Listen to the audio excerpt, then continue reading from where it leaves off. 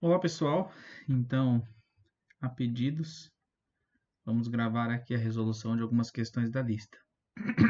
Não sei se eu vou conseguir gravar todas, mas eu vou tentar gravar o máximo possível, tá? Então, para nós iniciarmos, essa questão aqui nós já discutimos em sala, a questão 1. Inclusive, as primeiras questões, todas elas envolvem a ideia de taxa de variação, e não a ideia de você avaliar se é máximo ou se é mínimo, certo? Então, aqui nessa número 1, são mostrados gráficos das funções velocidade de duas partículas, com t medido em segundos. Quando cada partícula está acelerando, então olha só, deixa eu só pegar aqui uma outra caneta. Aqui nós temos o gráfico e o gráfico é tempo, velocidade. Então observe que aqui a velocidade está aumentando. Então, se a velocidade está aumentando, vou mudar a cor aqui. Se a velocidade está aumentando, quer dizer que o carro está, ou o veículo está, acelerando. Então, nesse gráfico A, nós temos que o veículo está acelerando até o tempo 1, ou seja, ele acelera do intervalo 0 até 1. E depois desse momento, ele está freando ou reduzindo a velocidade, né? Então, essa redução de velocidade entende-se como se estivesse, de alguma forma, reduzindo a velocidade. Então, nesse gráfico A, essa redução da velocidade, ou seja, esse momento que ele está freando, é de 1 até 1, 2, 3, até 3. Esse é o intervalo de frenagem dele, certo? Na letra B, nós temos um pouco mais de oscilação. Veja o que nós temos na letra B. Que o veículo do 0 até o 1, ele está reduzindo a velocidade. Do 1 até o 2, ele está aumentando a velocidade, ou seja, do 1 até o 2, ele está acelerando. E a partir do 2, começa um processo de frenagem novamente, ou seja, ele passa a frear este veículo novamente. Essa frenagem aqui pelo gráfico vai de 2 até 4. Só que, observem que não é só de 2 até 4 que ele está freando o carro. Do 0 até o 1, ele também estava freando, ou seja, do 0 até o 1, união do 2 até o 4, certo? Ok? Então, freou, acelerou, freou, ok? E ainda eu lembro de ter comentado em sala que o que acontece se esse gráfico estivesse paralelo ao eixo do tempo, ou seja, se esse gráfico estivesse aqui assim, significaria o quê? Que o carro está com a velocidade igual a zero? Não, significaria que o carro não está acelerando nem freando, ele está com a velocidade constante. Agora vamos lá, questão 2. Também foi uma questão que, se eu não estou equivocado, nós resolvemos em sala, tá?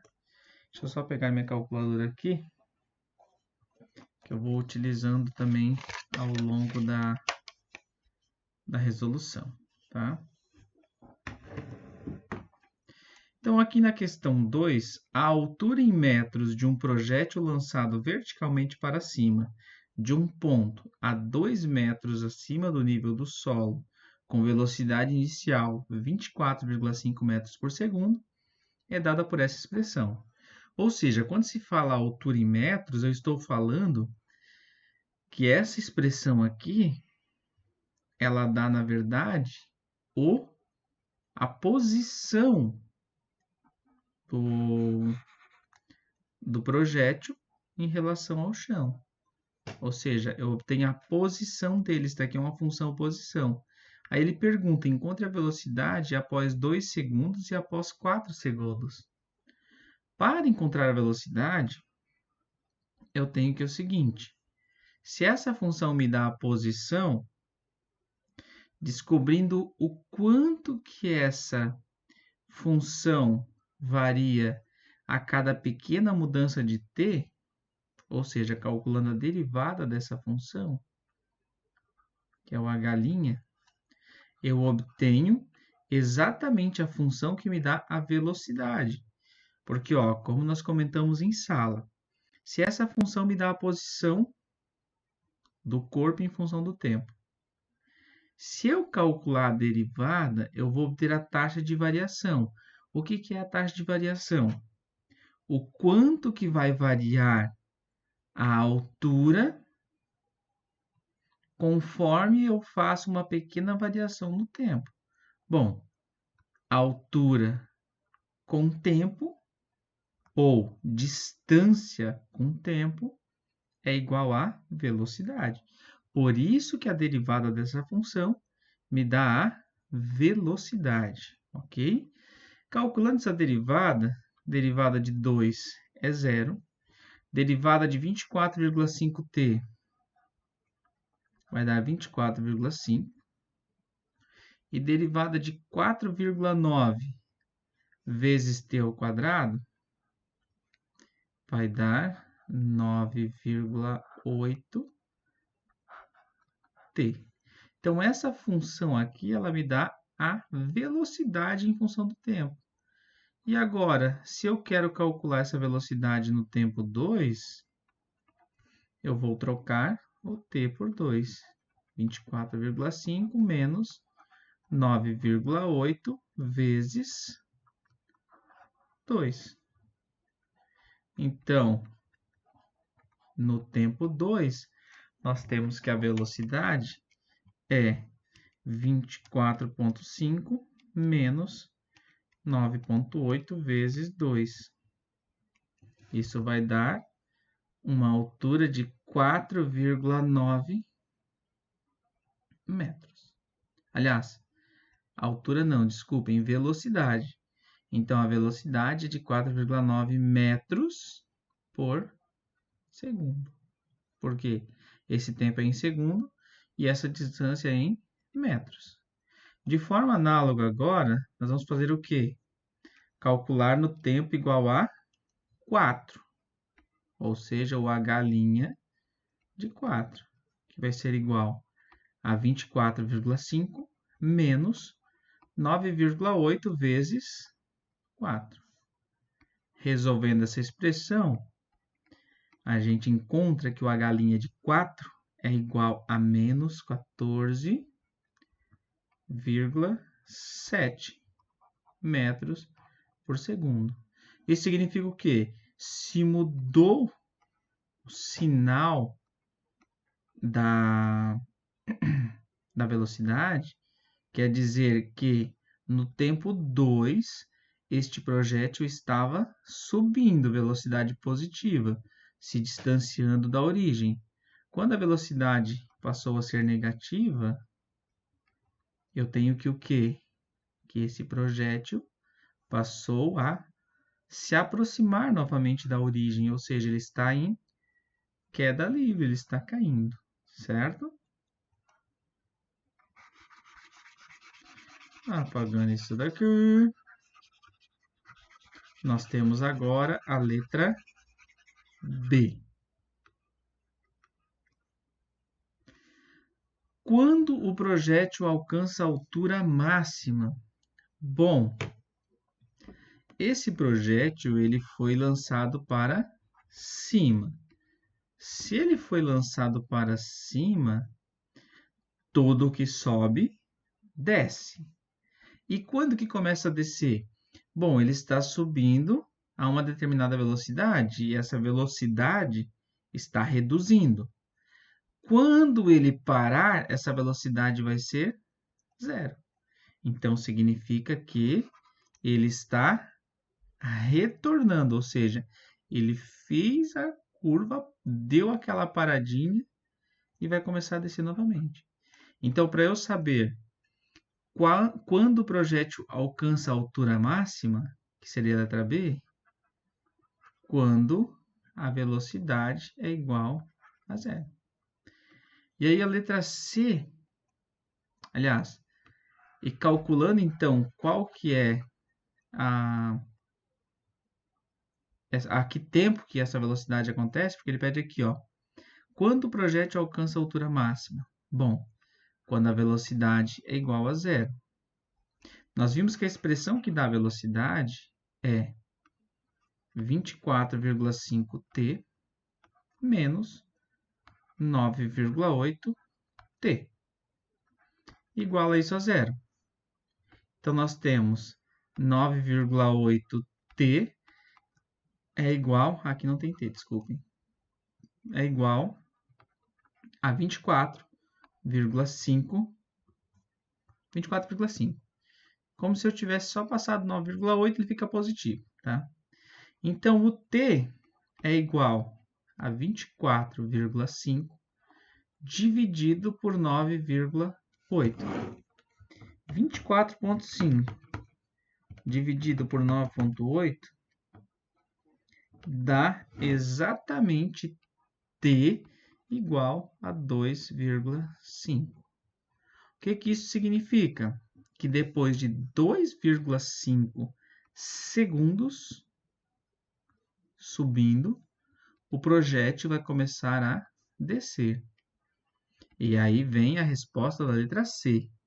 Qual é a altura máxima? Bom, se no tempo 2,5 segundos ele inverte a posição, ou seja, ele começa a cair esse projétil, quer dizer que é justamente nesse tempo 2,5 que ele atinge a altura máxima. Mas aí vem a pergunta: qual é a expressão que dá a altura máxima? Não é essa daqui, porque essa dá velocidade. A altura máxima é a função h.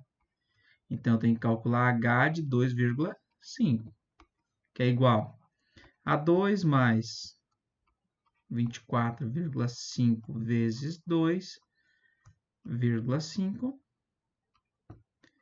menos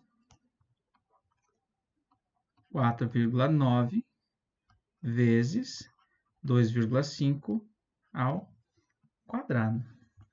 Colocando isso daqui tudo na calculadora, nós vamos ter 2 mais 24,5 vezes 2,5 menos 4,9 vezes 2,5 ao quadrado. Só conferir aqui.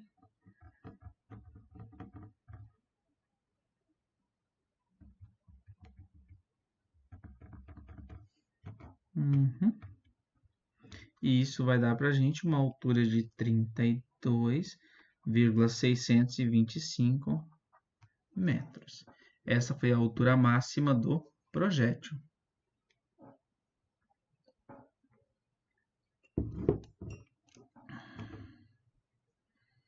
Aí, nós temos a letra D. Quando que ele atinge o solo? Quando que esse projétil atinge o solo?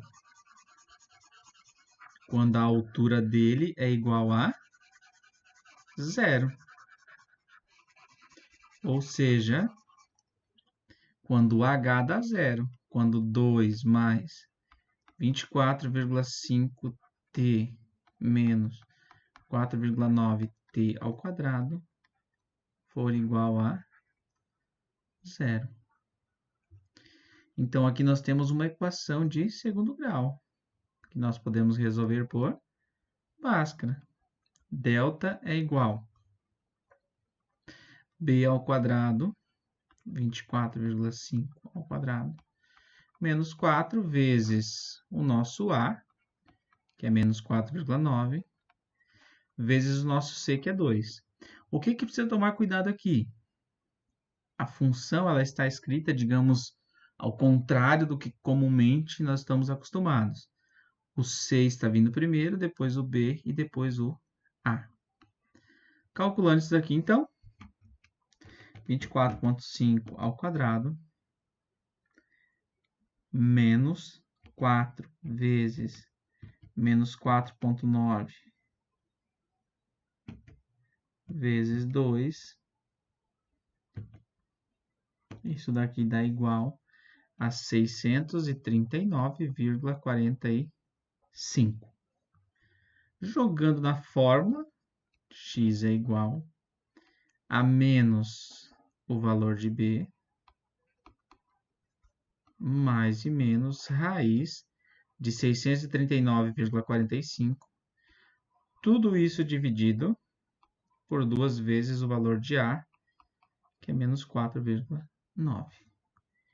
Então, aqui nós vamos obter que o x é igual a menos 24,5 mais e menos raiz de 639,45 dividido por 9,8 negativo. Então, o nosso x1 é igual, joga essa expressão na calculadora, menos 24,5 mais raiz de 639,45 e o resultado disso dividido por 9,8 negativo. Isso daqui resulta em x1 igual a 0,08. Agora o x2 vai ser menos 24,5 menos raiz de 639,45 e o resultado disso dividido por 9,8. Aqui no primeiro só uma observação, tá? Aqui nesse primeiro dá negativo, né? E aqui nesse segundo dá mais 5,08. Então, o que nós obtivemos?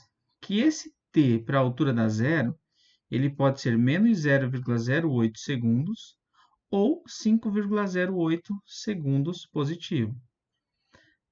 Tempo negativo não faz sentido aqui para nós, então essa primeira opção descarta. Logo, quando ele atinge o solo, no tempo igual a 5,08 segundos. Beleza? Deixa eu apagar aqui.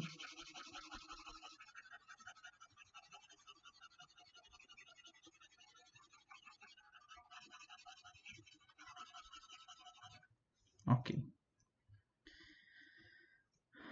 Continuando. Letra E. Com qual velocidade ele atinge o solo? Bom, para eu saber com qual velocidade ele atinge o solo, eu sei que a velocidade é dada por h'.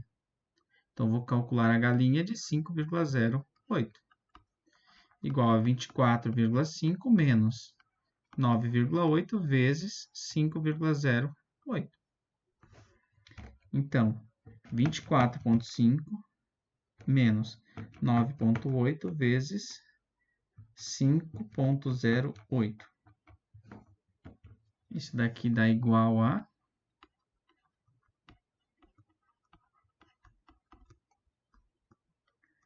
menos 25,284 metros por segundo. Então, a velocidade com que ele atinge o solo é de 25,284 metros por segundo. Lembrando que o sinal deu negativo porque ele estava caindo, certo? Ele estava indo em direção ao Sol.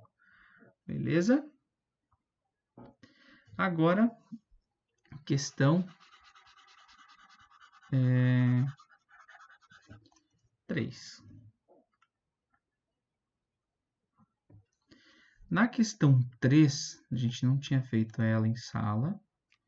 Então, eu vou tentar fazer ela aqui um passo a passo, um pouco mais devagar. Uma partícula se move com uma função posição S igual a essa expressão toda. E esse t maior ou igual a zero. Então, o tempo tem que ser maior ou igual a zero.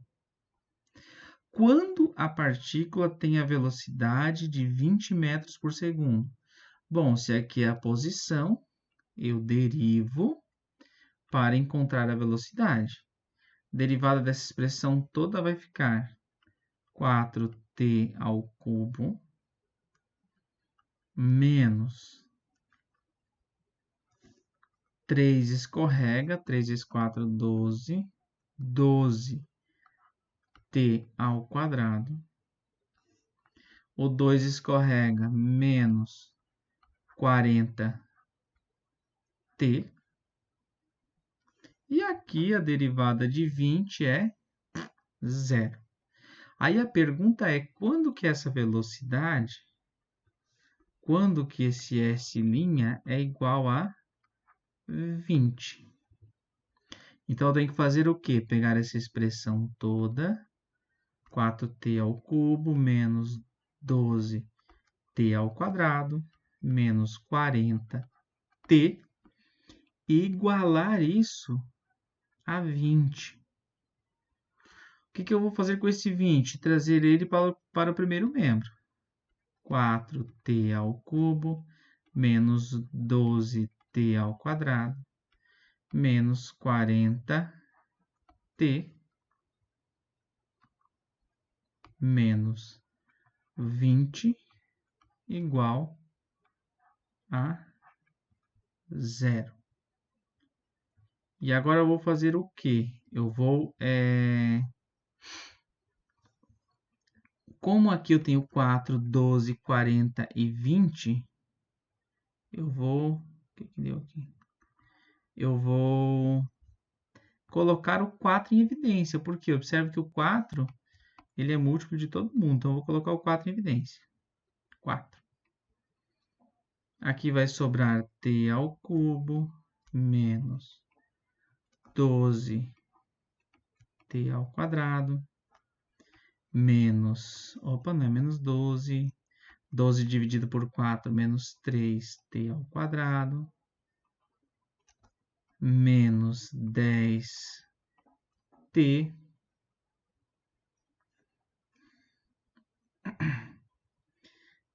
menos 5 igual a zero. Agora, só um pouquinho aqui, só um minuto. Vou jogar isso aqui para cima. Ok. Agora eu vou fazer o quê? Eu vou tentar escrever essa expressão aqui como um produto. E como que eu faço para escrever isso como um produto?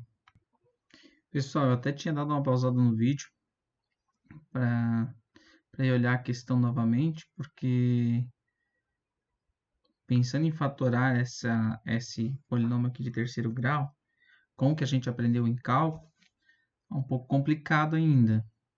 E aí eu verifiquei o quê? Que quando eu transcrevi essa questão para a lista de vocês, faltou um termo aqui. Na verdade, aqui é 20. Aqui é 20t. Não é só 20. Então, a função posição aqui é t ao quadrado menos 4t ao cubo menos 20t ao quadrado mais 20t. Não é só 20. Porque senão, de fato, vai complicar bastante a resolução dela, tá? Então, desculpem aí pelo equívoco. Equívoco que chegou na hora, até eu tive que parar o vídeo. Eu pensei, meu Deus, e agora? Como que eu vou resolver essa questão para eles? Então, aqui, na verdade, a derivada vai ser... Continua tudo igual, só que aqui no final não vai ser zero, porque aqui no final tem 20t. Então, aqui vai ser mais 20. E agora eu quero igualar essa expressão a 20. 4t ao cubo menos 12t ao quadrado menos 40t mais 20 igual a 20. Agora sim a coisa ficou bonita, porque olha só, como tem 20 dos dois lados, eu posso simplificar. Como assim eu posso simplificar? Como se eu passasse esse mais 20 para lá subtraindo, ou esse mais 20 para cá subtraindo. Vai zerar. Nesse restante de expressão, observe que eu consigo fazer ainda. Todos eles, aqui, ó, todos os coeficientes são múltiplos de 4. Então, eu consigo colocar o 4 em evidência. E um outro detalhe, todos eles também são múltiplos de t. Então, eu consigo também colocar o t em evidência. E aí, quem vai sobrar aqui dentro? 4 dividido por 4, 1. t ao cubo dividido por t, t ao quadrado. 12 dividido por 4, 3. t ao quadrado dividido por t, dá t. 40 dividido por 4, dá 10. t dividido por t, 1. Logo, essa expressão pode ser escrita como esta expressão na forma fatorada. Tá, professor, e agora? Não mudou nada. Mudou sim, observe. Nós temos aqui um produto. E quando que um produto dá zero? Quando um dos dois fatores do produto é zero. Ou seja, quando 4t igual a zero, ou seja, quando t igual a zero, aí nós temos o quê? Uma velocidade igual a 20 metros por segundo. Ou seja, a função posição, quando eu calculo a velocidade, ou melhor, a posição em que o móvel está quando o tempo é igual a zero, não é uma posição... Deixa eu melhorar minha fala. Quando o tempo é igual a zero, ou seja, no ponto inicial que eu considerei o meu trajeto, o móvel, a partícula já está se movendo. Ela já está se movendo a quanto? A 20 metros por segundo. E uma outra possibilidade para também dar essa velocidade de 20 metros por segundo seria o t ao quadrado menos 3t menos 10 dar igual a zero. Porque, ó, produto, ou isso dá zero, ou isso dá zero. E agora aqui, nós temos o quê? Uma equação de segundo grau. Que aí acaba sendo relativamente mais fácil de eu resolver. Posso resolver por Bhaskara? Pode. Posso resolver por soma e produto? Pode também. É o que eu vou fazer aqui para otimizar o meu tempo. Então, a soma das duas raízes tem que ser igual a menos o valor de b sobre a, que dá 3. E o produto das raízes tem que ser igual ao valor de c, que é menos 10. Aí vem a pergunta, dois números que somados dão 3 e multiplicados dão 10. 5 e menos 2. 5 e menos 2. Isso significa o quê? Que essa expressão vai dar zero quando t igual a 5 ou quando t igual a menos 2.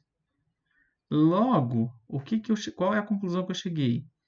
Que a velocidade vai ser igual a 20 metros por segundo quando o tempo igual a zero, ou quando o tempo igual a 5, ou quando o tempo menos 2, que eu posso descartar porque não faz sentido um tempo negativo. Então, quando a partícula tem a velocidade de 20 metros por segundo, quando t igual a zero, ou quando t igual a 5. E aí vem a letra B. Quando que a aceleração é igual a zero? E aí nós temos o seguinte, Se eu derivo a posição e ela me dá a velocidade, se eu calcular a derivada segunda da posição, ou seja, se eu calcular a derivada da velocidade, eu vou obter a expressão que me dá a aceleração. Então, derivando a velocidade, 12t ao quadrado menos 24t menos 40. Eu tenho a expressão que me dá o quê? A aceleração. Como eu quero saber quando que a aceleração dá zero, eu igualo essa expressão a zero. Como nós fizemos antes também, observe, 12, 24, 40. Qual é o número que divide o 12, o 24 e o 40? O 4.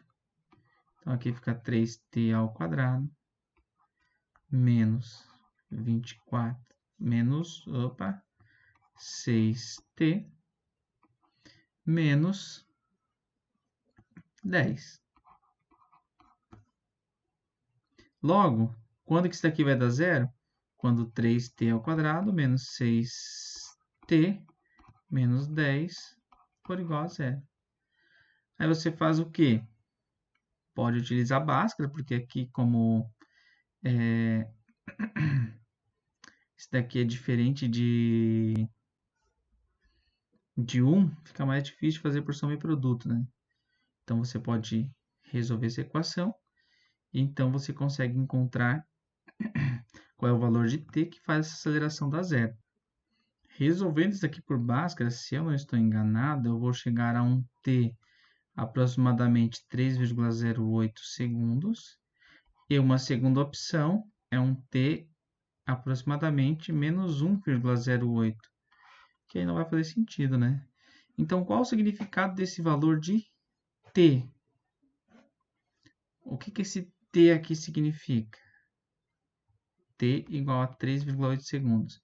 Significa que, após o início do percurso, no tempo 3,08, chegou-se a uma velocidade constante, porque a aceleração ficou nula, beleza? Deixa eu apagar aqui.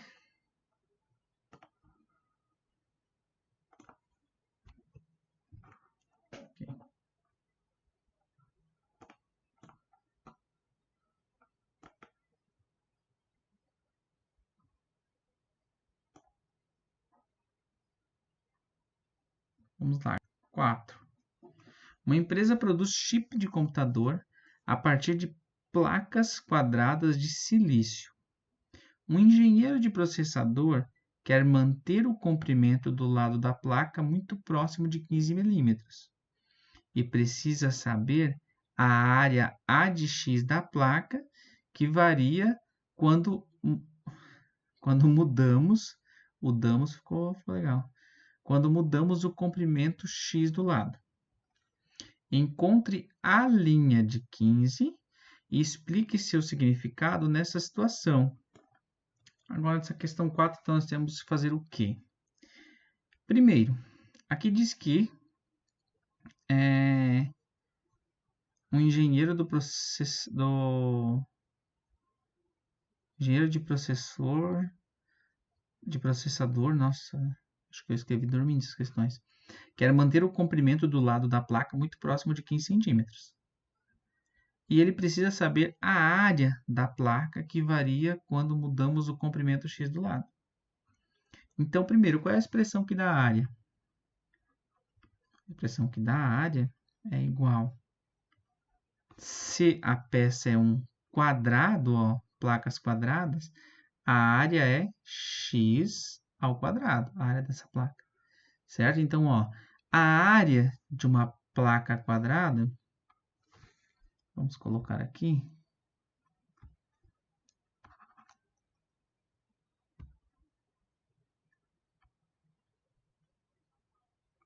A área de uma placa quadrada qualquer é sempre lado vezes lado, ou seja, lado ao quadrado. Aí ele pede para encontrar o A' de 15. Então, a linha, que é a derivada do a, é 2x. Como ele quer o a' de 15, ou seja, a derivada calculada no ponto 15, eu vou ter 2 vezes 15, a área, aliás, a derivada da área no ponto 15 vai ser 30 milímetros, certo? 30 milímetros quadrados, porque estamos falando aqui de uma expressão que foi obtida a partir da área, certo? Mas observe o seguinte, ele pergunta aqui, explique seu significado nessa situação, explicar o que a linha de 15 representa. Então, vejam bem, o que a derivada representa? A derivada representa uma taxa de variação. Então, se a minha função que dá a área é x ao quadrado, quando eu calculo a derivada, eu estou descobrindo que a cada mudança no valor de x, o quanto que isso muda o valor da área. É isso que é determinar a derivada. A derivada é a taxa de variação. Então, quando eu calculei o a' de 15, eu descobri o quê? Que quando o x está chegando próximo de 15, a área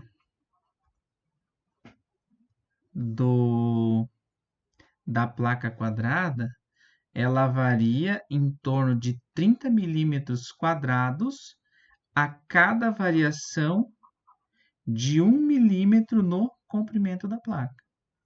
Porque lembram, essa é a função, que é a medida do lado ao quadrado. Se eu calculo a derivada dessa área da placa, eu descubro quanto que essa placa vai variar a área a cada alteração de uma unidade no comprimento. Calculando lá no ponto 15, eu descobri que a variação no ponto próximo a 15 é de 30 milímetros quadrados. Bom, se a variação é de 30 milímetros quadrados, então isso representa o quê? Que a cada unidade de milímetro quadrado que eu aumento a medida do lado, a área sofre uma alteração de 30 milímetros quadrados. Claro, quando eu estou próximo do 15. Beleza?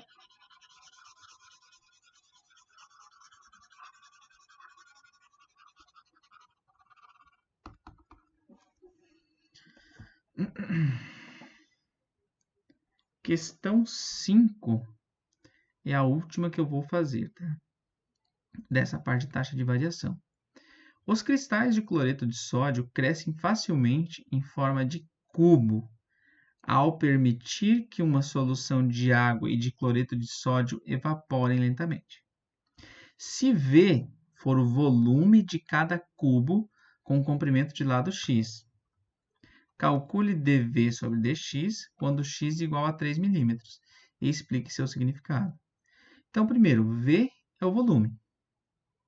Volume de um cubo.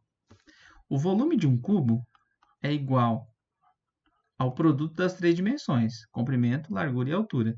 Como ele é um cubo, as três são iguais. Então, é x vezes x vezes x, x ao cubo. Esse é o volume. Calcule a derivada do volume em relação a x. Então, a derivada do volume em relação a x vai ser 3x ao quadrado. E pede para calcular no x igual a 3. Então, V' no x igual a 3 dá igual a 27. 27 milímetros cúbicos. Novamente, se a derivada representa a taxa de variação, quando eu calculo ela no x igual a 3 milímetros, eu estou descobrindo qual é a variação do volume a cada pequena alteração da dimensão, ou seja, do comprimento, ou da altura ou da largura. Quando eu altero um, eu acabo alterando todos. Com essa pequena alteração, eu gero uma alteração de 27 milímetros cúbicos no volume.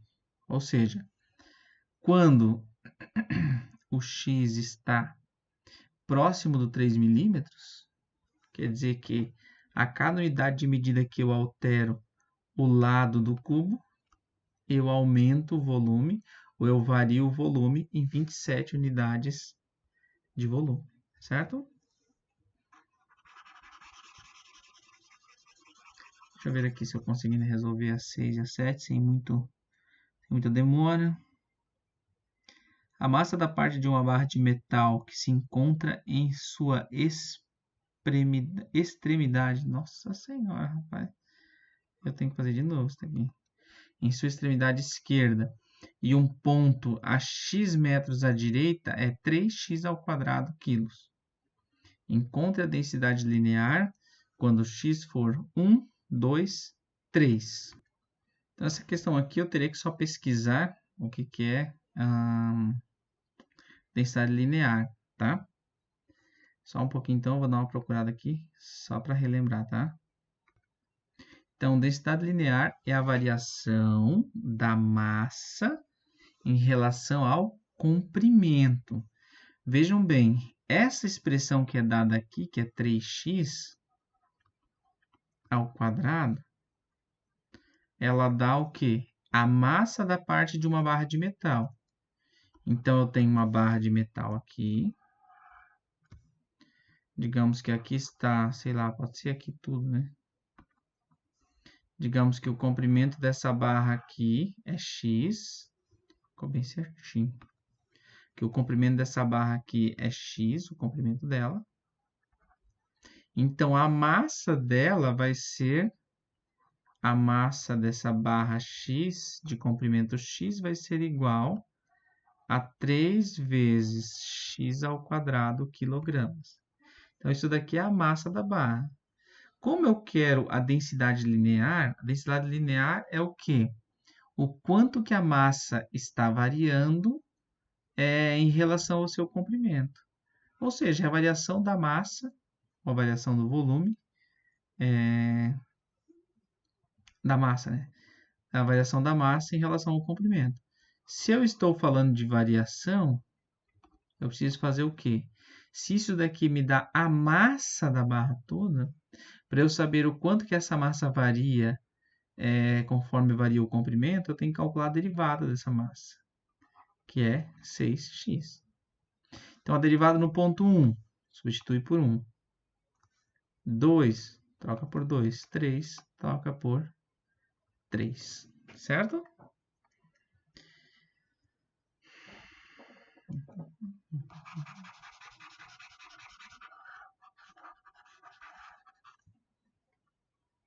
Vou deixar essas daqui de lado. Vamos para a parte de máximos e mínimos. Certo? Então, vamos lá.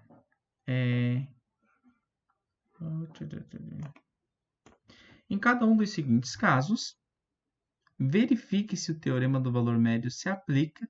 Em caso afirmativo, ache um número C em AB, tal que f' de C é igual a f de B menos f de A, dividido por B menos A. Para resolver essa questão aqui, então, na verdade, isso daqui é só verificar que o teorema é válido, tá? A gente não vai acabar usando isso de fato com frequência. É só para verificar que o teorema é válido e que você pode aplicar ele para encontrar uma derivada dentro desses pontos. Então, primeiro passo, verificar se o teorema do valor médio se aplica. Lá no teorema do valor médio, ele diz que a função tem que ser contínua no intervalo. Então, aqui eu quero saber do A2 até 3. Olhando para a função, deixa eu até puxar isso aqui para o lado aqui. Não sei nem por que esse arquivo veio parar para cá também. Aqui. Aqui. Então, olhando para a função f de x igual a 1 sobre x. Essa função aqui, para ela ser contínua, todos os pontos de 2 até 3 podem ser aplicados na função. Olhando para essa função como ela é uma fração, tem um valor que o x não pode assumir. O x precisa ser diferente de 0. Porém, dentro do intervalo de 2 até 3, o que acontece? Eu não tenho nenhum valor igual a 0. Logo, o que eu posso concluir? Que essa função ela é definida no intervalo 2 a 3. Pelo teorema do valor médio, se ela é definida no intervalo 2 até 3, significa que é possível eu encontrar um ponto que ele tenha derivada dentro desse intervalo 2, 3. E como que eu encontro esse ponto? Ó, f' de c igual a f de b menos f de a dividido por b menos a.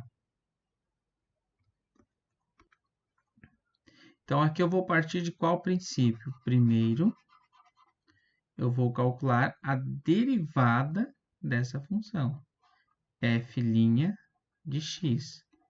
Por que f' de x? Porque aqui é f' de c. Então, para descobrir esse c, eu primeiro tenho que ter a derivada da função. A derivada da função é 1 sobre x, menos 1 sobre x ao quadrado. Por quê? Porque como é 1 sobre x, eu posso escrever como 1x elevado a menos 1, certo? Ó, joga esse x para cima. Joguei esse x para cima, o expoente ficou negativo. Agora, escorrega esse menos 1 para frente multiplicando. Por isso, fica menos 1 aqui. Escorregou esse menos 1 multiplicando 1. E você subtrai 1 do expoente. Menos 1 com menos 1, menos 2. Então, menos 1x elevado a menos 2 vai para baixo novamente. E fica aqui 1 sobre x elevado ao quadrado. E aí eu tenho o quê? Que essa daqui é a derivada. Derivada da função. Mas eu quero a derivada da função no ponto C. Então, se eu pegar essa derivada da função no ponto C, eu vou ter que isso daqui é equivalente a 1 sobre C elevado ao quadrado. E, pelo teorema do ponto médio, eu tenho que 1 sobre C elevado ao quadrado vai ser igual. Isso daqui é a derivada aplicada no ponto C. A f aplicada no ponto B, então, 1 sobre x, 1 sobre 3, f de b, o nosso b é 3. Então, f de b, se a função é 1 sobre x, 1 sobre 3. Menos f de a, que é 1 sobre 2.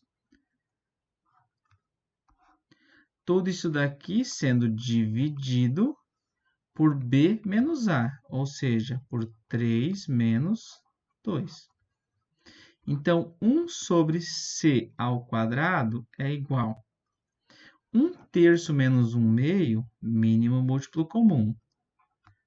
Ou método da borboleta. 3 vezes 2, 6. 2 vezes 1, 2. 3 vezes 1, 3. E isso daqui tudo dividido por 3 menos 2, que dá 1. Então, 1 sobre c ao quadrado, desculpem, é igual a 2 menos 3 dá menos 1. Menos 1 sexto. O que nós temos aqui? Que 1 sobre c ao quadrado é igual a menos 1 sobre 6. O que eu posso fazer agora? O c ao quadrado vem para cá multiplicando. e o 6 vem para cá multiplicando. Então, 6 vezes 1 é igual a menos 1 vezes c ao quadrado. Ou seja, menos 6 é igual a c ao quadrado. Logo, c é igual... Opa, deixa eu ver o que eu fiz. Fiz besteira. Isso aí. C, então...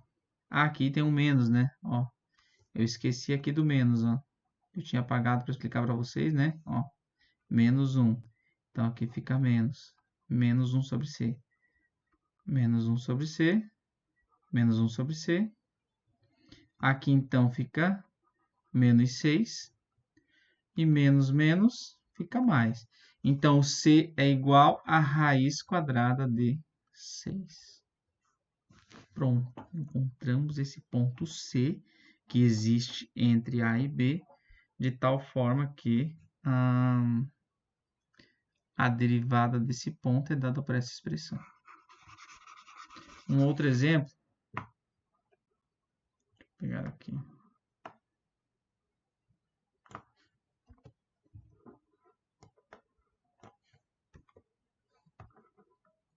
Outro exemplo não, outra questão, né? Vamos pegar agora aqui a questão B.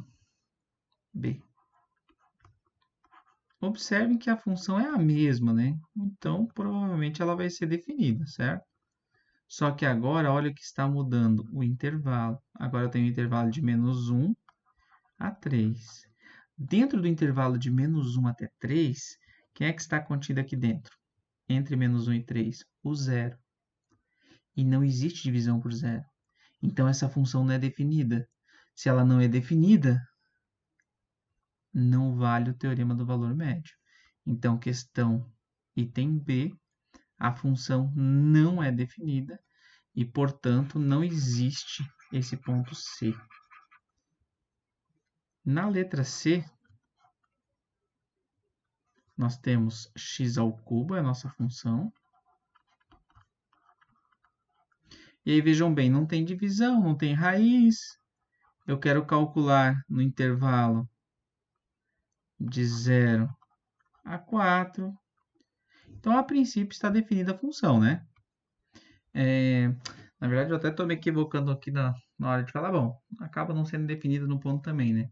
Mas a gente costuma tratar, que nem a questão anterior aqui, que a função ela pode ser definida, porque eu posso gerar uma restrição aqui no domínio, mas daí ela não vai ser uma função contínua, tá? Que lá no enunciado do teorema ele fala que seja uma função contínua e derivável. Então, olhando para cá, a gente calculou a derivada dessa função. Então, ela era uma função derivável e ela era uma função também contínua, porque não tinha buracos entre 2 e 3. Agora, aqui nós teremos um buraco, que é quando x é zero. Então, ela não é contínua e, por isso, que ela não tem como eu aplicar o teorema. Na questão 3, ela é claramente derivável e também claramente ela não tem buracos, claramente ela também é contínua. Logo, tem que fazer o que aqui então? F' de x igual 3x ao quadrado. Então, F' de c é igual a 3c ao quadrado.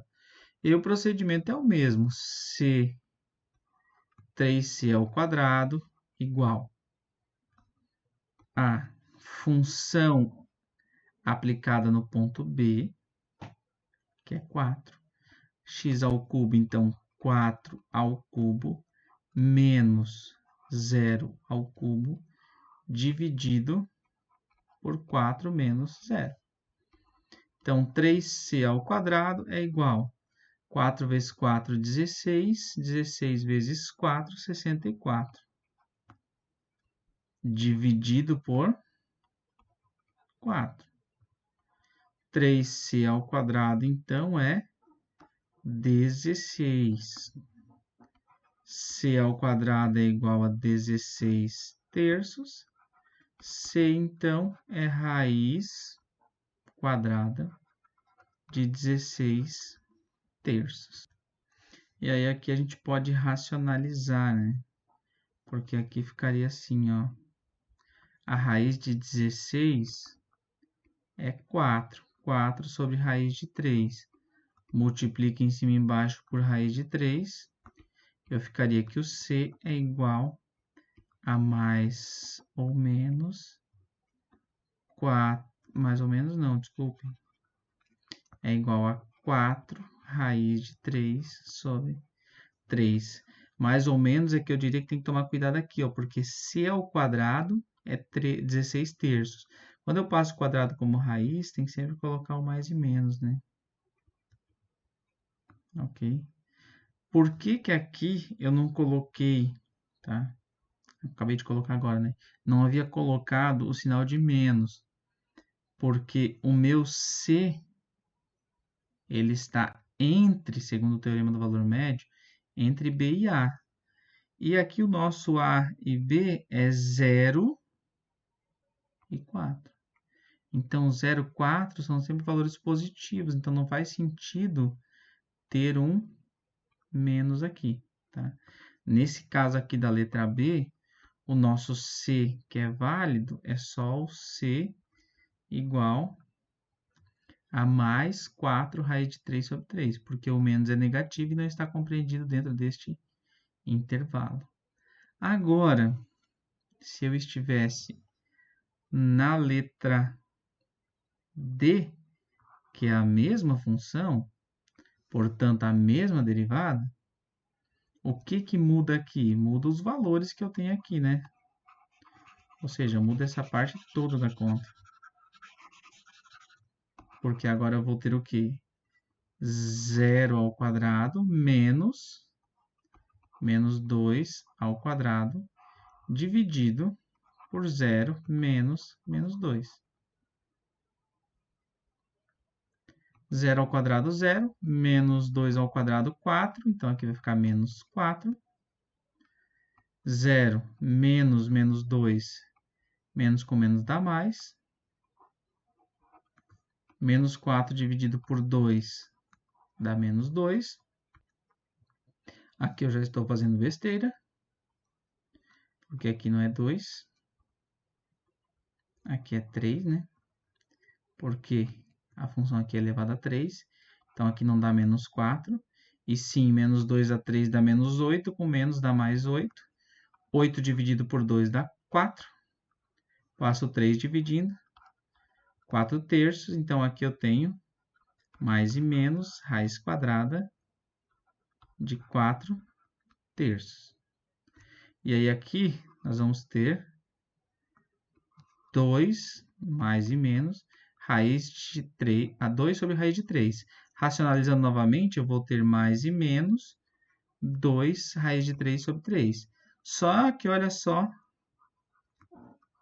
qual é o intervalo que está contido C, de menos 2 a 0. Então, aqui não faz sentido o resultado positivo, certo?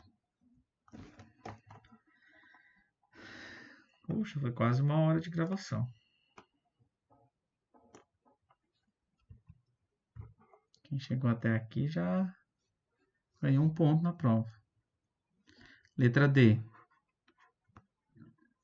Nós temos aqui na letra D cosseno de x. E o A varia de 0 a π sobre 2. Primeiro, cosseno tem derivada? Tem.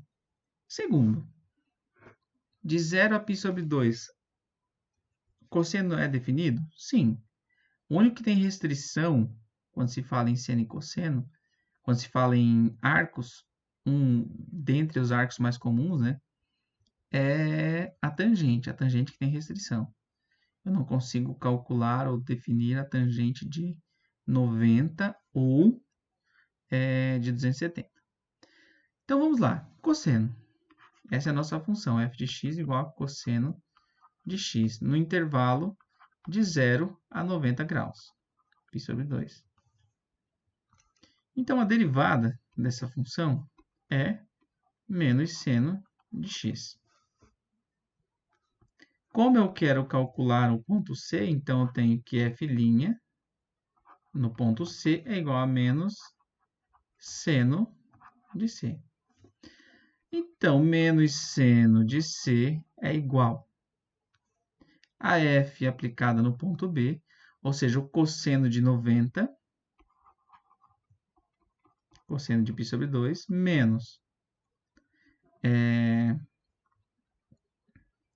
menos cosseno de 0, dividido por π sobre 2 menos 0.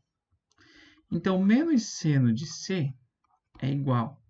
Cosseno de π sobre 2, cosseno de 90 é 0. Cosseno de 0 é 1. E isso daqui tudo está sendo dividido por π sobre 2. Ou seja, talvez para ficar mais visível o que vai acontecer, dividido por π sobre 2. Então, menos seno de C é igual a 2 vezes 1, 2. E π vezes o que nada aqui embaixo,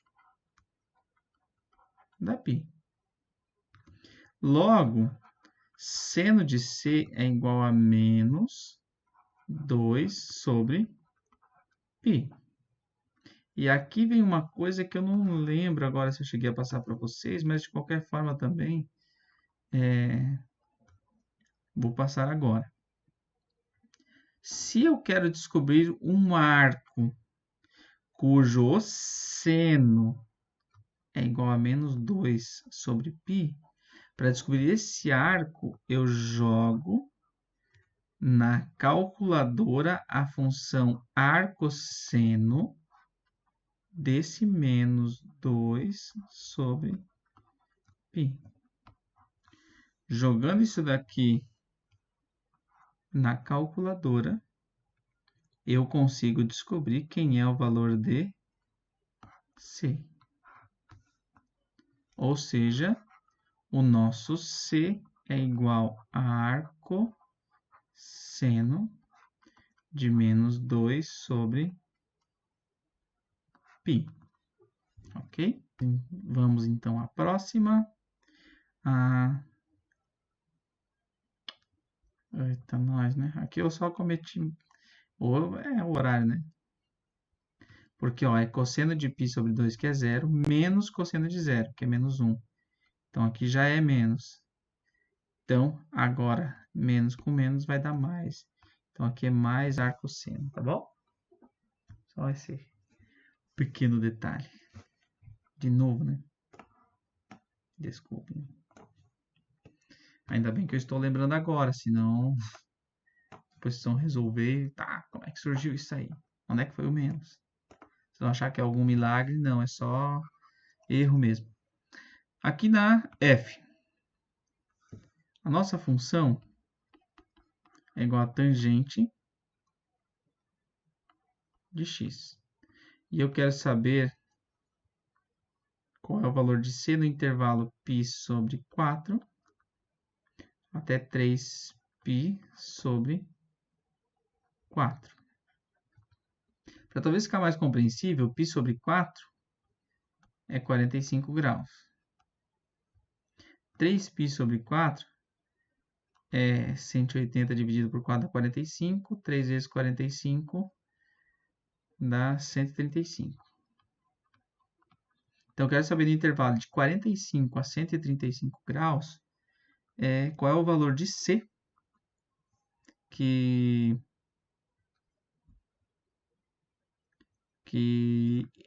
cuja derivada calculada nesse ponto C é igual a essa expressão. E aí vocês precisam lembrar do que eu comentei antes, que a função precisa ser definida. De 45 até 135, quem é que está aqui no meio? O arco de 90, e a tangente não é definida para 90 graus. Logo, essa função ela não é contínua nesse intervalo, então não se aplica o teorema do valor médio. Em resumo, o teorema do valor médio, ele diz o que para a gente? Que se a função é definida e derivável, então esta expressão aqui, ela é equivalente à derivada da função aplicada em um determinado ponto C. Ou seja, existe um ponto C cuja derivada nesse ponto é igual a essa expressão. E nós vimos hoje como encontrar esse ponto C, ok? Questão 2, que é de encontrar pontos críticos. Determine caso exista os pontos críticos das funções. Bom, nós vimos que para encontrar ponto crítico eu faço o quê? Eu calculo a derivada primeira. Então, vou calcular a derivada primeira de y, que vai ser igual a 3. Por que eu vou ter igual aqui? Não sei. Então, calculo a derivada primeira. A derivada deu igual a 3. E aí eu pego essa derivada e igualo ela a zero. Os valores que fazem a derivada dar zero são os pontos críticos. Bom, mas aqui nós temos que a função é uma constante, a derivada. Se a derivada é uma constante, quer dizer que esta função aqui não tem pontos críticos. Vejam bem, eu uso a derivada para encontrar os pontos críticos. Mas eles são pontos críticos de quem? Da função. Então, nesse caso aqui, a função não tem ponto crítico. Não tem valores cuja derivada... Não tem valores de x que fazem a derivada dar zero. Na B, calculando a derivada, 2x menos 3. Essa é a derivada da função. O que eu faço agora? Igualo a expressão a zero. 2x menos 3 igual a zero. 2x igual a 3, x igual a 2 terços. O que é o 2 terços? Um ponto crítico da função. De qual função? Dessa. Ok? Apesar de eu aplicar a derivada e calcular esse x a partir da derivada, esse x ele é um ponto crítico da função e não da derivada, certo? E letra C? Essa daqui é facinho, né? Letra C. Calcula a derivada, que vai dar 2 menos 2x. Qual é o valor de x que faz com que isso aqui dê zero? Está de forma bem explícita aqui, né? Que é o x igual a 1. Então, x igual a 1 é um ponto crítico dessa função. Vamos rodar aqui.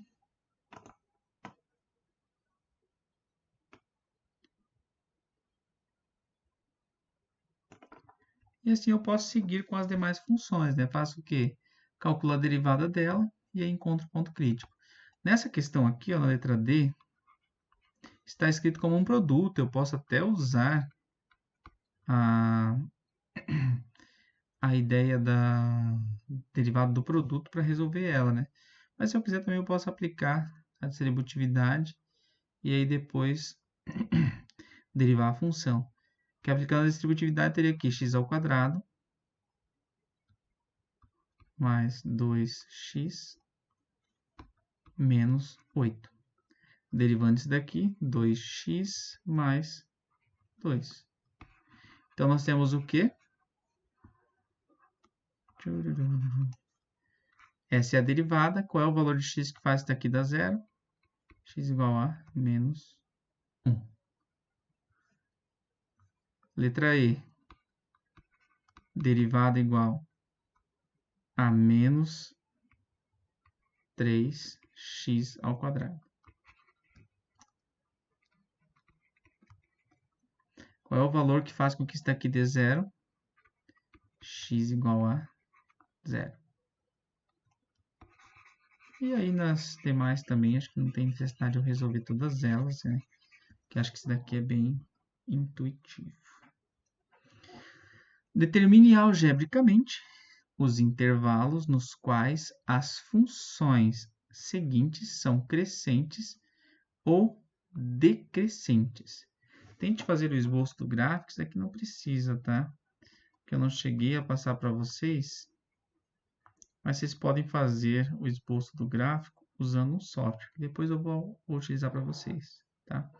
Determine algebricamente os intervalos nos quais as funções seguintes são crescentes ou decrescentes. Então, se eu pegar essa função da letra A, eu tenho que f de x é igual a 2x menos 1. Então, se eu pegar essa função aqui, eu já consigo observar o quê? Que se eu calcular a derivada dela, a derivada vai dar 2, ou seja, a derivada vai ser uma constante. Se a derivada é uma constante, quer dizer que essa função não tem pontos críticos. Se essa função não tem pontos críticos, quer dizer que essa função ou ela só é crescente ou ela só é decrescente. E aí eu tenho que lembrar lá da propriedade da derivada primeira. Se a primeira derivada for maior que zero, então a função é crescente. Então, nesse caso aqui, a função será sempre crescente, porque eu calculei a derivada primeira, ela deu uma constante. E essa constante é maior que zero. Se é maior que zero, a função é sempre crescente. E aí vai acontecer o quê? Quando você for calcular a letra B, calcular a derivada da f, você vai encontrar que a derivada de 3 menos 5x vai ser menos 5. Deu novamente uma constante, só que agora a derivada deu menor que zero. Se a derivada de primeira ordem dá menor que zero, lá pelo teste da primeira derivada, nós temos que essa função aqui, ela é decrescente. Ok? Aliás, aqui eu já estava falando besteira, né? Esse daqui não é o teste da derivada primeira. É só a proposição ainda de crescimento ou decrescimento. A da derivada primeira é para falar se é ponto de extremo, se o ponto de extremo é máximo ou é mínimo, tá? Vamos para a letra B, então. Letra C. Ali na letra C, nós temos que a derivada da função que está aqui vai ser 6x mais 6. Vejam que aqui nós já temos uma função que nem sempre ela vai dar maior que zero. Então, eu faço o quê? Eu pego essa função e eu descubro quando que ela é maior que zero, certo? Posso pegar aqui, ó, então, 6x maior que menos 6, x maior que menos 6 dividido por 6, x maior que menos 1. O que eu descobri? Que quando x é maior que menos 1, a derivada dessa função é maior que zero. Quando x é menor que menos 1, a derivada da função é menor que zero. E o que isso significa? Que quando x for maior que menos 1, ou seja, quando o meu x está no intervalo, pode ser até intervalo fechado, aqui eu não coloquei fechado, mas até pode ser. Quando o meu x vai do menos 1 até o infinito positivo, quando é o lado do infinito, tem que ser sempre intervalo aberto, porque o infinito não é um extremo, é uma ideia. Então, a minha função aqui é crescente. Opa. Agora, do intervalo de menos infinito até menos 1, a função é decrescente. E aí a gente pode fazer o seguinte, deixa eu abrir aqui para mostrar para vocês. GeoGebras.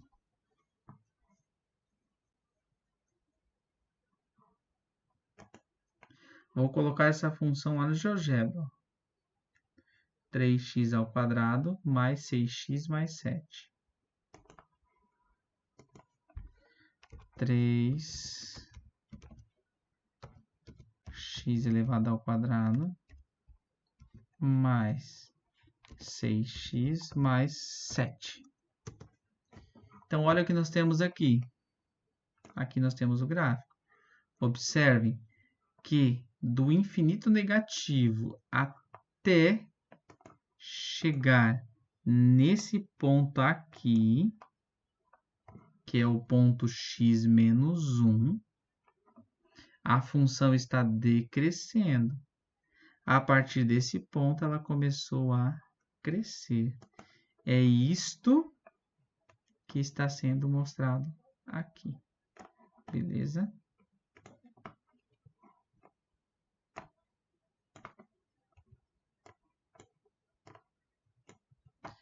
E aí é assim que vocês farão as demais.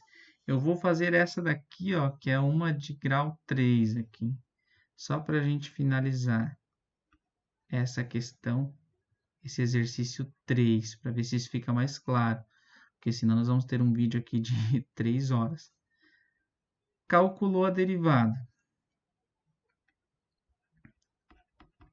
Vai dar 3x ao quadrado mais 4x menos 4. Agora, quando que isso daqui é maior ou igual que zero? Primeiro passo, quando eu tenho uma inequação quadrática, eu tenho que fazer o quê? Eu tenho que calcular as raízes da equação. Ou seja, descobrir os valores de x que fazem com que isso daqui dê zero. Posso fazer isso usando Bhaskara, posso fazer isso se eu conseguir usando soma e produto, que vai ficar um pouco mais difícil. Mas, enfim, calculando aqui, você vai encontrar x igual a 2 terços ou x igual a menos 2. Essas são as duas raízes, tá? Então, se eu pegar aqui, 2 vezes menos 2, tá? Então, essas são as duas raízes desta equação. Tá, e o queco, professor? Vamos pensar o seguinte, se eu pegar essa função aqui e for fazer o gráfico dela, como ela tem duas raízes, quer dizer que ela está cortando o eixo x no ponto menos 2 e no ponto 2 terços. Como aqui o valor de A é positivo, significa que essa equação aqui, que é de segundo grau, e a gente sabe que graficamente ela é uma parábola, ela tem concavidade voltada para cima. Observem bem, essa linha aqui é o eixo x. Aqui nós temos o eixo y aqui, por aqui, certo? Aqui é o eixo y. O que a gente observa, então? Que antes do menos 2, essa função ela é o quê? Maior que zero, né? Porque ó, ela está acima do eixo x, então o valor de y dela é maior que zero. Então, nós temos aqui que de menos infinito até menos 2, isso daqui dá maior que zero. E de 2 terços até infinito positivo, infinito tem que ser intervalo aberto, e de 2 terços positivo até infinito positivo, isso daqui também é maior que zero. Isso daqui só vai ser menor que zero quando eu estiver entre menos 2 e 2 terços. Portanto, o que acontece? Nesses intervalos aqui, eu tenho que a função é maior que zero e, portanto, ela é crescente. Tá. Contrapartida, nesse intervalo aqui, ó, nesse espacinho, a função está menor que zero. Então, aqui ela é decrescente. Beleza? Qualquer coisa, essa parte da equação, a gente dá uma revisada, dá uma retomada em sala também. Tá bom? Vamos agora à ideia de máximos e mínimos. Então, vamos lá, dei uma pausa para tomar uma água. Então, aqui ele pede para determinar os máximos e mínimos das seguintes funções nos intervalos indicados. Então, aqui aliás, 1 menos 3x. Agora, aqui sim, a gente pode usar a ideia do teste ou teste da primeira derivada, tá? Primeiro, pegando essa primeira função, a letra A, nós temos que a derivada dela é igual a menos 3. E nós vimos da ideia de função crescente ou decrescente que se a primeira derivada for menor que zero, então essa função ela é o quê? Ela é uma função decrescente. Então, nesse caso aqui, essa função ela é sempre decrescente. Se ela é sempre decrescente, o que nós conseguimos analisar aqui? Primeiro, olhando para essa função ela é uma reta. Até porque chega a ser essa conclusão, porque ela é sempre crescente, né? Se ela é sempre decrescente. Se ela é sempre decrescente, significa o quê? Que no ponto menos 2, ou seja, quando eu pego a função e aplico ela no ponto menos 2, eu vou obter o ponto de máximo dela, porque se ela está decrescendo e o intervalo dela começa no menos 2, então menos 2 vai ser o ponto de máximo dela. Calculando a função no ponto menos 2, menos 3 vezes menos 2 dá mais 6, 6 mais 1, 7. Então, determine os máximos. O máximo da função está aqui. É 7. E o mínimo vai ser você aplicar aqui o 2 na função. 3 vezes 2, 6. 1 menos 6, menos 5. Então, menos 5 é o valor de mínimo da função. Certo? Agora, a letra B. Isso daqui é até sem graça, né? Não dá nem para aplicar a propriedade, é só analisar mesmo. Letra B. Derivada de x ao quadrado menos 4. Bom, a derivada dessa função é 2x. Ok? 2x. Se eu for pegar esse daqui e for analisar agora quando é crescente e quando é decrescente, eu teria o seguinte, que o f' de x, ou melhor, que o 2x é maior que zero quando x for maior que zero. Ou ainda melhor, ao invés de me preocupar com crescente ou decrescente, porque aqui ele só pede ponto de máximo ou mínimo, eu posso fazer o quê? Encontrar os pontos críticos da função. 2x igual a zero, x igual a zero. Então, zero é um ponto crítico da função. E observe que o zero está no intervalo menos 1 a 3, ele está aqui dentro. E agora, o que eu tenho que fazer? Lá no teorema da derivada primeira, se a derivada primeira antes do ponto zero, ou seja, quando x é menor que zero, o que acontece com a derivada primeira? Bom, se x for menor que zero, 2 vezes algo menor que zero, a derivada vai ser menor que zero. Se eu pegar essa derivada de primeira ordem, depois do ponto zero, Então, depois do ponto zero vai acontecer o quê? Essa função vai ser maior que zero. Então, olha só. Antes do ponto zero, a função é menor que zero. Depois do ponto zero, a função é maior que zero. O que isso significa? Que antes do x igual a zero, ela estava decrescendo. Depois do x igual a zero, ela começou a crescer. Isso significa o quê? Que no ponto x igual a zero, nós temos um ponto de mínimo, porque ó, desceu e subiu. Chegou aqui embaixo, subiu. É um ponto de mínimo. Se é um ponto de mínimo, agora eu vou calcular qual é esse valor mínimo. E qual que é esse valor mínimo? É o f de zero aplicado na função. 0 ao quadrado menos 4. F de zero igual a menos 4. Então, menos 4 é um ponto de mínimo da função, certo?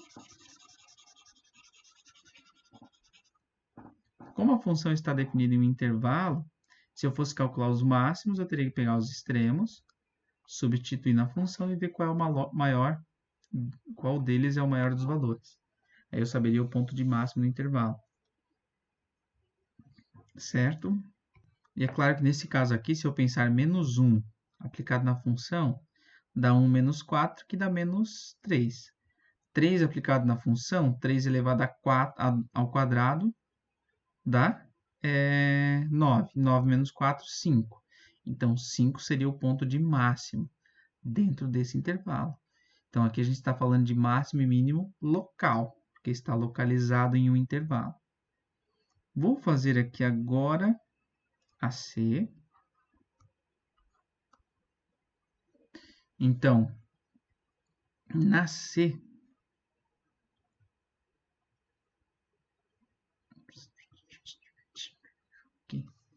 primeiro calcula a derivada.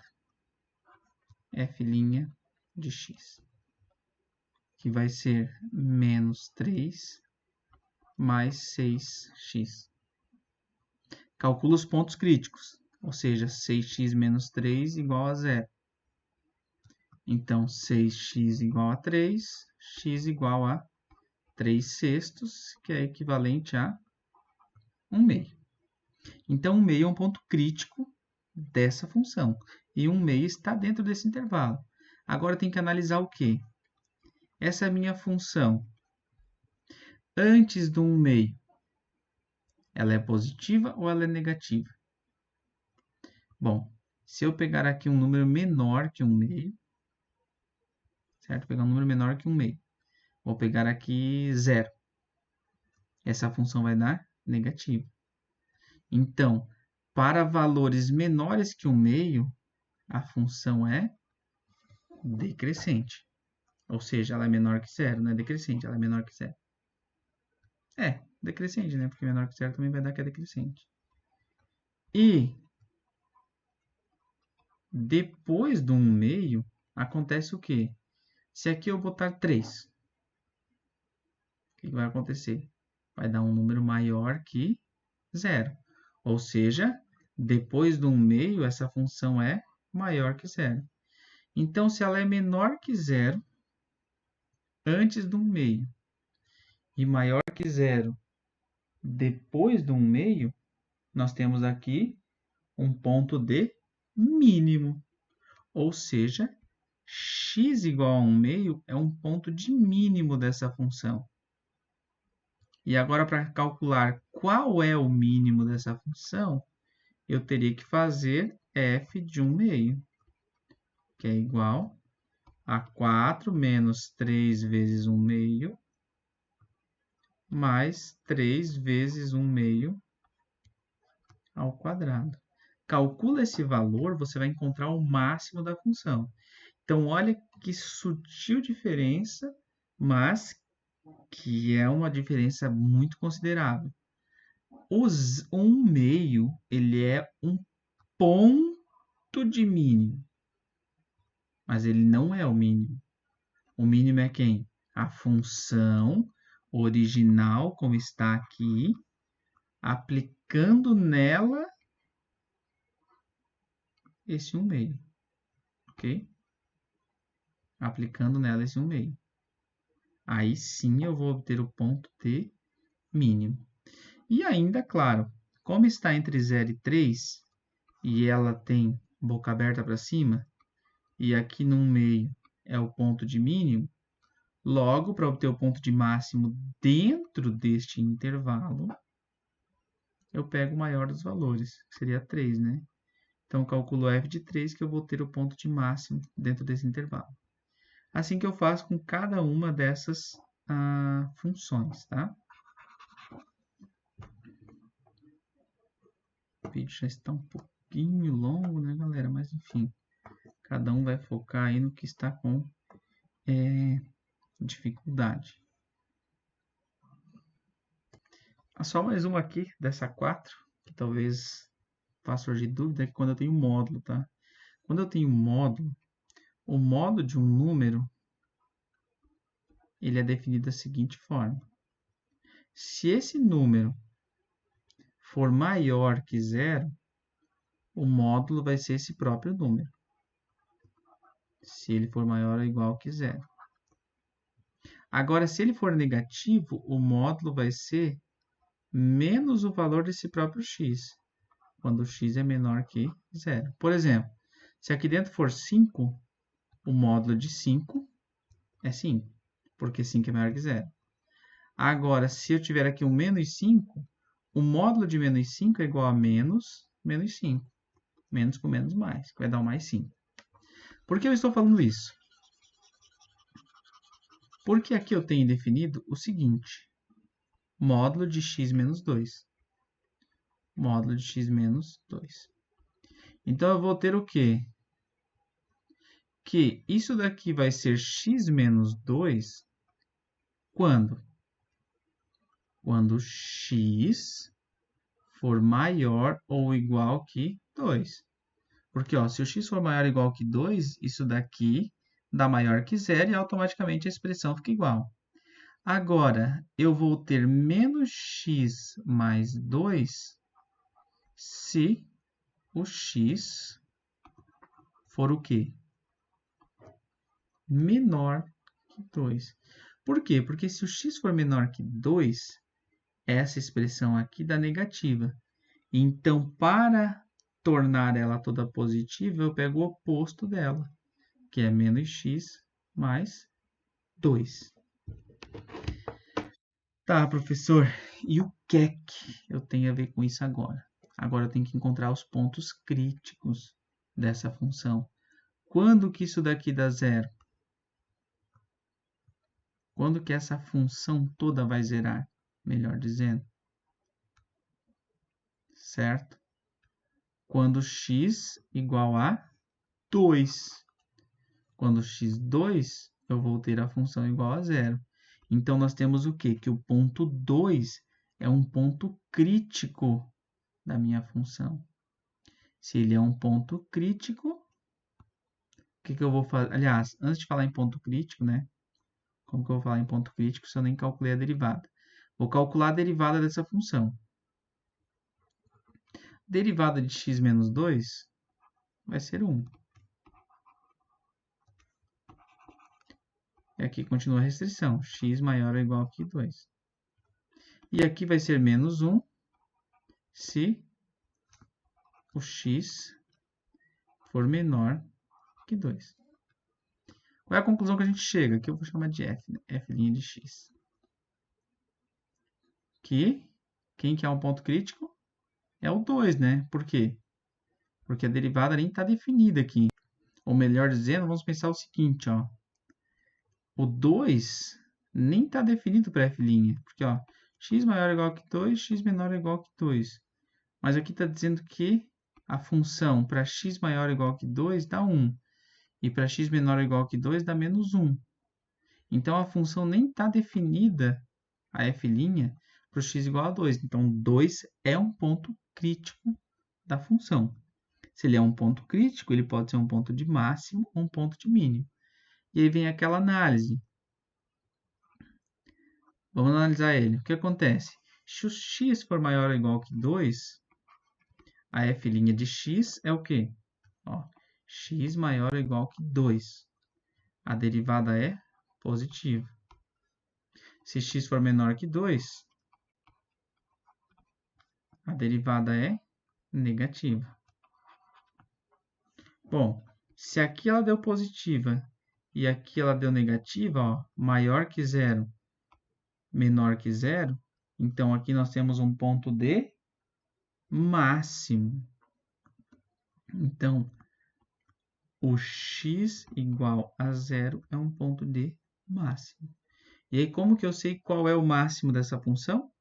Eu pego o 0 e substituo aqui na expressão. Bom, o 0 vai aonde? Ele vai aqui. Menos 0 mais 2 dá 2. Então, o ponto dessa função aqui, nesse intervalo 2 e 2, é um ponto de máximo. E agora eu faço o quê? Substituo 1 e o 4 na função também. O 1 vai ficar aqui. 2 menos 1, 1.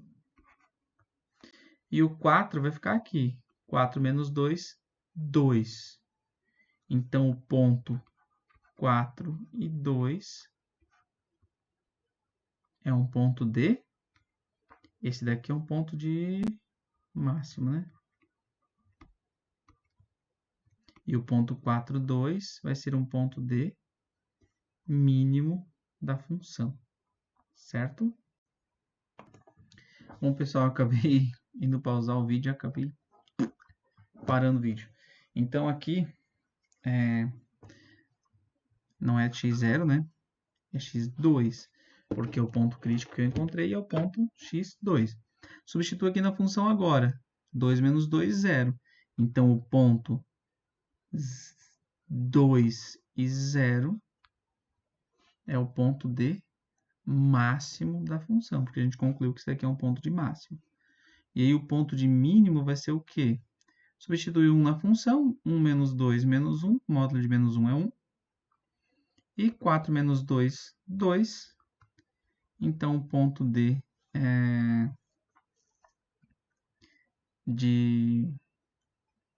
mínimo aqui também a gente vai conseguir obter analisando esses extremos, tá?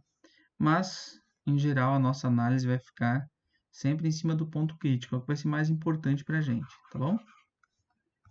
Vamos zerar esse daqui e ir para a nossa última questão. É a última? É. Uhul! Encontra os intervalos de crescimento, decrescimento, os máximos e os mínimos relativos das seguintes funções.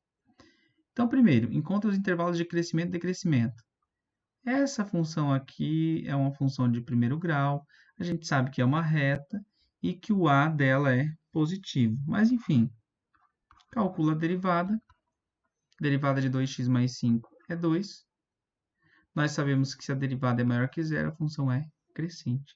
Então, essa função aqui ela é sempre crescente, ela não tem ponto de máximo e ela não tem ponto de mínimo relativo, certo? Por quê? Porque ela é uma reta e ela é sempre crescente, certo? Letra B. Calcula a primeira derivada, f' de x igual a 6x mais 6. Agora, calcula os pontos críticos. 6x mais 6 igual a 0. 6x igual a menos 6. X igual a menos 1. Menos 1 é um ponto crítico.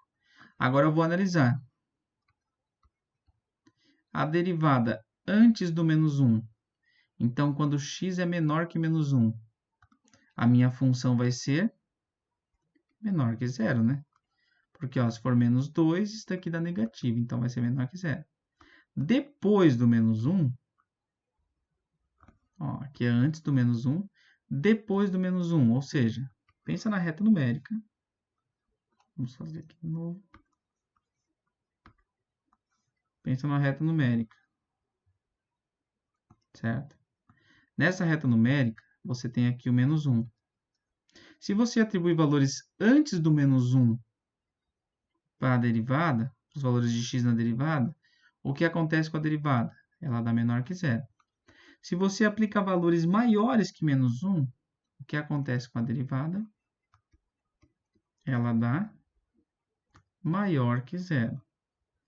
Lá pelo teorema da derivada primeira, nós temos que se antes do c ela é menor que zero e depois do c ela é maior que zero, isso daqui é um ponto de mínimo. Ponto de mínimo, certo? Mínimo relativo ou ponto de mínimo, ok? Mas, agora, nós temos uma outra possibilidade. Isso aqui não é necessário, né? O que a gente está fazendo aqui, na verdade. Eu vou fazer aqui só para vocês entenderem, tá? A derivada antes do menos 1, ela é menor que zero. Então, se antes do menos 1 ela é menor que zero, quer dizer que do intervalo menos infinito até menos 1, essa função vai ser decrescente, né?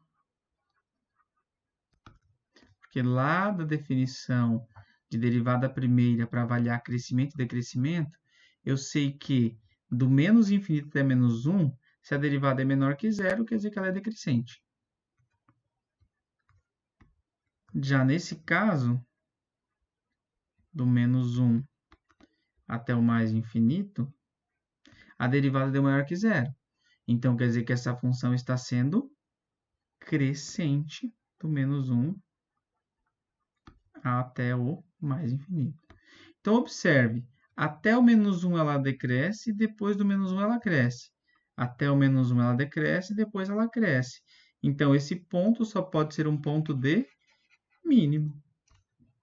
E aí, como que eu posso confirmar isso se eu não tivesse que avaliar crescimento e decrescimento? Eu poderia calcular a derivada de segunda ordem da função. Qual que é a derivada de 6x mais 6? Dá 6. E aí, lá do teste da derivada segunda, eu tenho que, se a derivada segunda de f é maior que zero, então o meu ponto crítico é um ponto de mínimo. Como alguns estudantes costumam dizer, é o contrário. Se o f é maior, é ponto de mínimo. Se o f é menor, é ponto de máximo. Vou fazer mais uma aqui. Aí acho que já dá para encerrar. Porque senão vai ficar muito longo. Muita coisa para vocês verem. Tá bom? Vou pegar aqui a C. A C, nós temos o seguinte. A derivada da função vai ser igual a 12x ao quadrado menos 16x. O que eu faço agora? Encontro os pontos críticos. Como que eu encontro os pontos críticos? Bom, aqui tem 12 e 16. Eu sei que o 4 é o maior número que divide os dois. Eu vou colocar o 4 em evidência. Nos dois tem x, eu vou colocar o x em evidência também. 12 dividido por 4 dão 3. 3x menos 4 igual a 0. Por que eu fiz isso? Porque agora eu tenho um produto, e quando que um produto dá zero? Quando um dos termos é igual a zero. Quando 4x é zero, que no caso x é igual a zero, ou quando 3x menos 4 é igual a zero. E nesse caso, o x teria que ser 4/3. Então, meus dois pontos críticos são 0 e 4/3. E agora eu vou analisar a função, usando o teste da derivada primeira. f de x. Vamos analisar primeiro para o x igual a zero, tá? Para o x igual a zero. O que acontece com a derivada antes do zero? Antes do zero, essa função é maior ou menor que zero? Bom, se eu colocar aqui 1 negativo, aqui vai ficar positivo. E aqui menos 16 vezes menos 1 vai ficar positivo. Ou seja, essa função aqui vai ser maior que zero. Agora, se eu pegar os valores entre 0 e 4, o que vai acontecer com essa função? Entre 0 e 4, essa função aqui, f' de x, vai ser menor que zero. E, nem precisa analisar só no ponto 0, né? E, a partir do ponto 4, ou seja, depois do ponto 4, eu vou ter que a derivada da função vai ser maior que zero. Como que eu posso fazer para avaliar isso? Eu vou dar uma ideia aqui que ajuda bastante, tá? Posso fazer isso daqui, ó. Deixa eu apagar aqui primeiro. Eu vou colocar aqui o 4x e eu vou colocar aqui o 3x menos 4. E agora eu vou fazer aqui algumas linhas. Aqui. Aqui.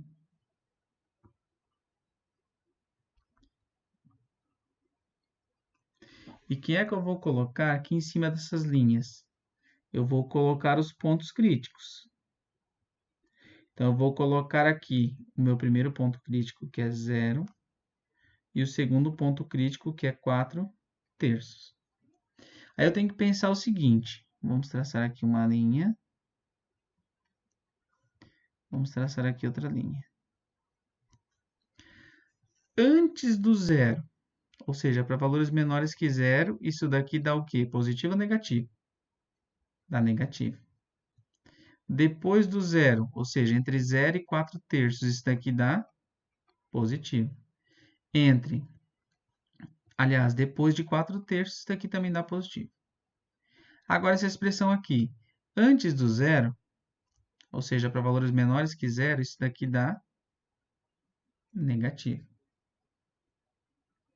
Para valores entre 0 e 4/3, isso daqui também dá negativo. E para valores acima de 4/3, isso daqui dá positivo. Desta forma, nós temos o seguinte, que f' de x vai ser o quê? Antes do zero, negativo com negativo, positivo. Entre 0 e 4/3, positivo com negativo, negativo. Depois do 4/3, positivo com positivo, positivo. O que nós conseguimos concluir agora? Que do menos infinito até zero, a função crescia, ó, positivo, crescia. Do 0 até o 4/3, ou seja, do 0 até o 4/3, essa função decresce. Então, aqui cresce, aqui ela decresce. E do 4/3 até o infinito positivo, essa função cresce novamente. Então, eu posso dizer que essa função ela é crescente de menos infinito a zero, união, aqui é aberto o intervalo, união 4/3 até mais infinito. Ok? E aí vem a pergunta, pontos de máximos e mínimos relativos. Observe aqui, positivo, negativo. Se mudou de sinal, quer dizer que isso daqui é um ponto. Só que ele é um ponto de quê? Nós podemos pegar aqui e calcular a derivada segunda da função. F duas linhas de x é igual. 12 vai dar 24. Deixa eu botar aqui embaixo, né? F duas linhas de x vai dar igual a 24 x menos 16. Aí, lá pelo teste da derivada segunda, ele diz que a derivada segunda aplicada no ponto. Então, vamos pegar aqui quais eram os pontos. Os pontos são 0 e 4/3. Então, vou pegar a derivada segunda e vou aplicar no ponto 0. 24 vezes 0 menos 16. Derivada segunda no ponto 0 dá igual a menos 16. Se a derivada segunda deu menor que 0, ponto de máximo. Agora eu vou pegar a derivada segunda e vou aplicar no ponto 4/3. Então, eu vou ter 24 vezes 4/3 menos 16. 24 dividido por 3 dá 8. 8 vezes 4, 32.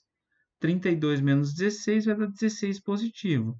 Então, esse daqui vai ser um ponto de mínimo, porque ele é maior que 0. Poderia analisar isso novamente só aqui, ó. Positivo, negativo, ou seja, estava crescendo e começou a decrescer, é um ponto de máximo. Estava decrescendo e começou a crescer, é um ponto de mínimo. Beleza, galera? Espero que eu consiga ter ajudado vocês um pouco aí. Ficaram poucas questões sem resolver. Espero que vocês consigam resolver elas sozinhas. Valeu?